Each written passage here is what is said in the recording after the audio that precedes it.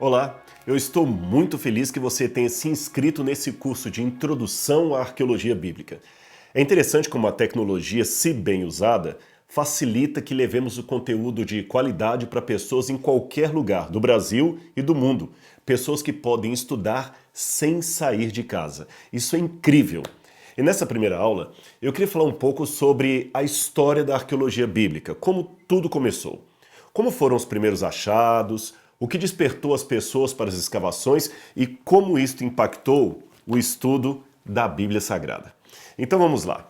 Os primeiros arqueólogos ou antiquaristas, como eles mesmos se denominavam, tinham técnicas muito limitadas de escavação, catalogação, armazenamento e datação dos artefatos encontrados. O objetivo deles era mais colecionista do que científico. Nesse sentido, é possível dizer que a primeira forma de arqueologia foi aquela vinculada aos museus. Aliás, a palavra museu, com a aplicação que lhe damos hoje, vem do grego museion, que originalmente referia-se ao santuário ou os templos dedicados às musas, que eram, na mitologia grega, as patronas das artes. Em tempos de guerra, desde os mais remotos séculos do passado, era comum conquistadores tomarem objetos dos povos vencidos e levarem para casa como espólio de guerra.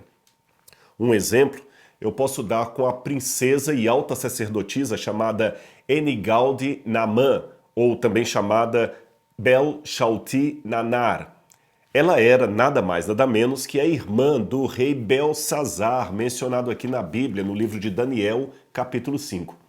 Em seu palácio, escavado na década de 1920 em Ur, atual Iraque, foi revelado algo que surpreendeu os arqueólogos. O edifício que eles escavavam datava de pelo menos 550 anos antes de Cristo, mas o que estava armazenado dentro dele eram estátuas e objetos de diferentes lugares, datados de até 1500 anos mais antigos. E mais, havia uma coleção de tabletes cuneiformes que mostravam que a catalogação das peças era muito rigorosa. Era, na verdade, um museu babilônico e a sacerdotisa Nana era a curadora da coleção. Isso é incrível. Depois disto vieram outros exemplos de colecionismo antigo, como por exemplo a Biblioteca de Assurbanipal, que era mais antiga, aliás mais antiga que o Palácio de Chalti-Nana. Também tem a Biblioteca de Alexandria, mas o objetivo dessa prática era apenas colecionar obras antigas, geralmente adquiridas como espólio de guerra. Não era uma escavação arqueológica controlada, cujos resultados visavam conhecer usos e costumes de povos antigos. Eles, na verdade, nem aventavam que seria isso. Aliás, se você olhar a Bíblia, vai ver que essa prática já era mencionada na época dos babilônios. Ela está aqui no livro de Daniel. Eu vou ler para você. No terceiro ano do reinado de Jeoaquim, rei de Judá, Nabucodonosor, rei da Babilônia, veio a Jerusalém e a sitiou. E o Senhor entregou Jeoaquim, rei de Judá, nas suas mãos, e também alguns dos utensílios do templo de Deus. Ele levou os utensílios para o templo do seu Deus na terra de Sinear e os colocou na casa do tesouro do seu Deus. Daniel capítulo 1, versículos 1 e 2. Depois, na Idade Média, com a hegemonia do cristianismo na Europa, esta onda de colecionismo que eu exemplifiquei aqui foi ampliada com a busca desenfreada agora por relíquias sagradas. Dizem que foi Helena, a mãe de Constantino, que iniciou essa corrida pelas relíquias a partir de um suposto achado da verdadeira cruz de Cristo. Acho que vale a pena contar essa curiosa história para você. Foi mais ou menos assim. Ansiosa por reviver na fantasia a própria fé que ela abraçara, eu estou falando de Helena, a mãe do imperador, ela partiu para a Palestina com 78 anos de idade a fim de redescobrir os lugares por onde Jesus passou. Mas os relatos de sua viagem estão repletos de lendas e episódios que conferem pouca ou nenhuma credibilidade aos seus pretensos achados. Não sabemos ao certo qual a sua real participação na identificação de certas paragens bíblicas, mas o fato é que algumas igrejas foram construídas sob a sua ordem para demarcar, por exemplo, o local do nascimento de Jesus em Belém e também de sua morte em Jerusalém, onde alguns acreditam que seria o verdadeiro Calvário. Os textos de Eusébio de Cesareia, que era o historiador oficial de Constantino, contam parte desse empreendimento de, digamos assim, escavações piedosas da mãe do imperador na Terra Santa. Foi, aliás, com base em suas narrativas que surgiu posteriormente uma tradição medieval que ligava a descoberta de lugares santos à presença de Helena em Jerusalém. Segundo diziam, foi uma revelação divina que os fez encontrar o lugar do Calvário. À medida que eles removiam o entulho, as supostas marcas da crucifixão e da gruta do Santo Sepulcro iam surgindo à vista de todos. Então, subitamente, alguém deparou com um fosso mal cheiroso, onde havia 3 cruzes. O bispo Macário, que a mando de Constantino acompanhava todo o processo, rezou a Deus para que revelasse qual dessas cruzes seria aquela de Jesus. Então trouxeram uma mulher doente e a fizeram deitar em cada uma das peças de madeira. Quando o seu corpo tocou a terceira, ela ficou instantaneamente curada, e assim compreenderam que se tratava da legítima cruz de Cristo. Pronto. Essa lenda foi o suficiente para despertar a febre de caçadores de relíquias na Terra Santa. Febre, aliás, que ficou muito maior com o advento das cruzadas. Martinho Lutero chegou a ironizar perante os seus alunos em Wittenberg que os colecionadores haviam trazido tantos ossos de santos para a Europa que só na Espanha poderiam ser vistos 18 dos 12 apóstolos. Só para você ter uma noção da ironia, a disputa por objetos vindos da Terra Santa era tão exagerada que só a coleção de Frederico o Sábio, o príncipe da Saxônia, que por sinal era o protetor de Martinho Lutero, só a coleção dele contava com mais de 19.000 peças, entre elas pedaço da sarça ardente, ferrugem da fornalha onde foram colocados os companheiros de Daniel, leite do seio de Maria, uma pena da pomba do Espírito Santo e pedaços do berço de Cristo. Isto para citar apenas algumas.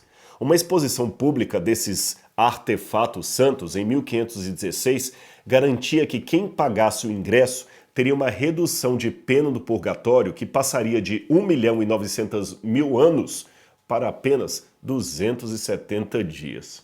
Já pensou? Contudo, a despeito dos excessos, não se pode negar que houve também alguns casos excepcionais de viajantes que deram mais importância aos aspectos geográficos e científicos do que à efervescência contemplativa dos peregrinos e dos caçadores de relíquias. Assim, podemos mencionar relatórios como o do médico Leonardo Rauschwolf, que em 1575 fez um brilhante trabalho da Terra Santa, ou do pesquisador Johann Szulart, de 1586, que foram, sem dúvida, valiosas contribuições para o estudo posterior da geografia das terras bíblicas.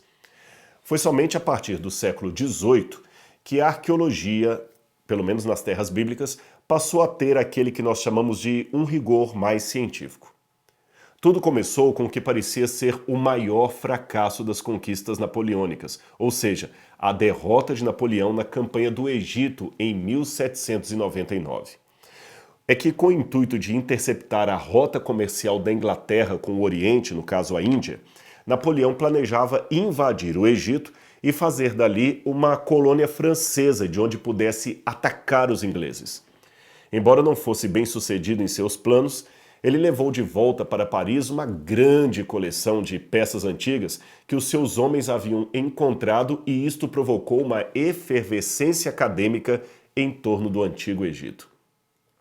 É que, em meio ao exército francês, Napoleão também tinha um verdadeiro batalhão, digamos assim, de 175 cientistas e historiadores da arte que tinham a incumbência de mapear e descrever o território egípcio tanto para fins acadêmicos quanto militares.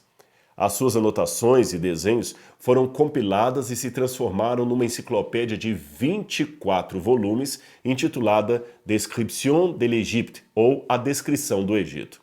Essa obra foi uma mola propulsora para toda a arqueologia moderna, inclusive a egiptologia e a arqueologia bíblica.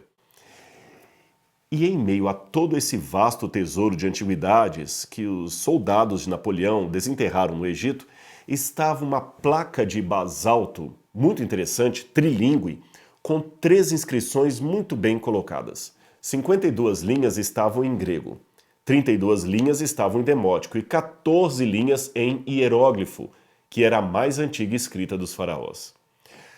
Aquele estranho objeto foi encontrado por um oficial francês na cidade de Rachid, ou cidade de Roseta, que fica a oeste do delta do Nilo, e foi entregue posteriormente ao exército inglês como espólio de guerra. Em virtude disso, o famoso artefato, que ficaria conhecido com o nome de Pedra de Roseta, foi transferido para a Inglaterra e hoje pode ser visitado, não na França, mas no Museu Britânico em Londres. Agora, por ironia da história, quem terminou decifrando a pedra e a sua inscrição foi um francês chamado François Champollion. Foi depois disso que começaram as escavações e as grandes descobertas na Mesopotâmia, Anatólia, que hoje seria a Turquia, na Grécia e também na Palestina, como então era denominado o território de Israel. Eles encontraram lugares mencionados na Bíblia, personagens citados na Palavra de Deus, documentos. Foi um grande tesouro de achados a favor da historicidade da Bíblia e que hoje podem ser vistos nos principais museus e bibliotecas e arquivos também espalhados no mundo inteiro.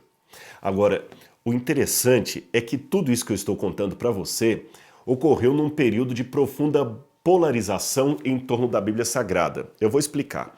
É que esses achados tiveram lugar mais ou menos ao mesmo tempo em que campeavam movimentos como o iluminismo, o racionalismo, o deísmo, o ceticismo e outros que estavam aos poucos minando nas pessoas a fé na historicidade bíblica. Um método em especial, chamado método histórico crítico ou alta crítica, foi tremendo nessa época. E na próxima aula eu quero falar um pouquinho sobre esse método da alta crítica, como ele impactou a fé das pessoas, fazendo muitas duvidarem da historicidade da Bíblia e como a arqueologia ajudou a confirmar que, diferente do que diziam os céticos, a Bíblia estava historicamente correta. Então a gente se vê no nosso próximo encontro. Até lá!